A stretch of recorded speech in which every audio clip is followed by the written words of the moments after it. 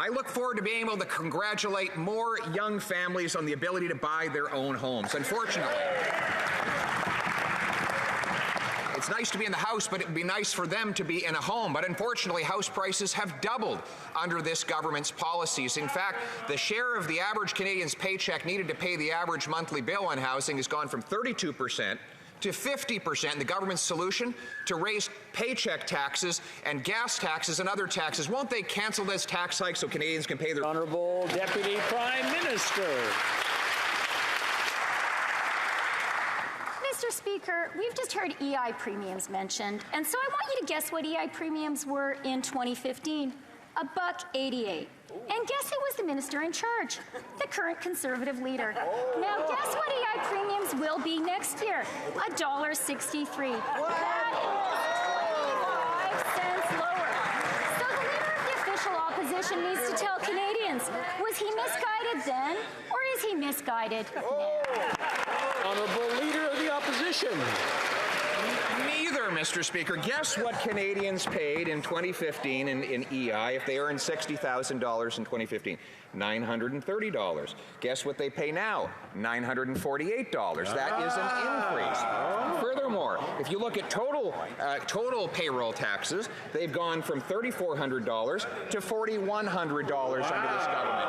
That's a $700 increase, and the government plans to raise EI premiums. That's the paycheck tax on January 1st, along with other taxes. Why won't they cancel these tax hikes so Canadians can pay their bills? The Honourable Deputy Prime Minister.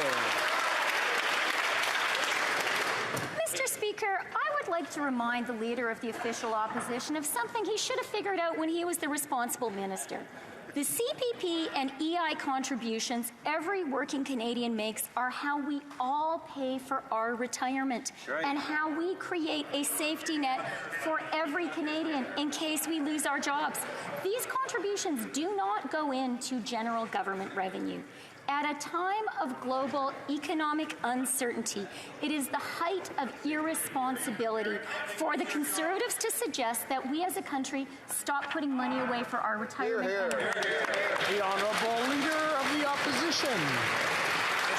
In fact, EI premiums do go into general revenues when they go into a surplus, and that is what the government plans to do. They plan to raise both EI and CPP premiums, the paycheck tax, right at a time when we are facing 40-year highs in inflation, all-time highs in increased housing prices, 40-year highs in food price inflation, record food bank use. This is the last time that anyone should be raising any tax. Will the government back down from its planned tax hikes on paychecks and on energy? The Honourable Deputy Prime Minister.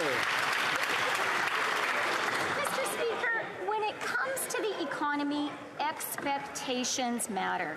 And that is why it is so irresponsible for these Conservatives to talk down the Canadian economy.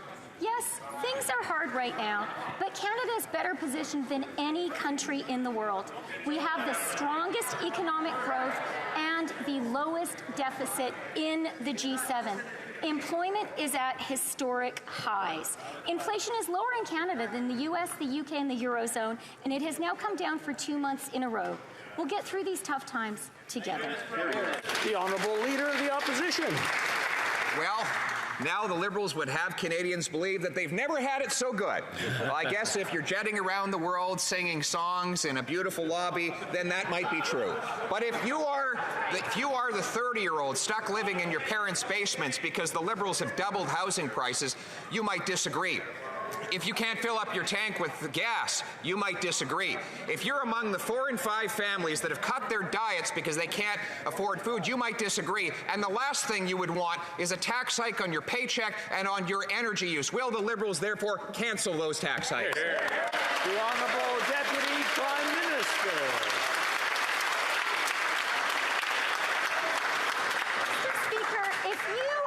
Canadians struggling today to make ends meet, the last thing you're going to want to do is trust these highly irresponsible Conservatives.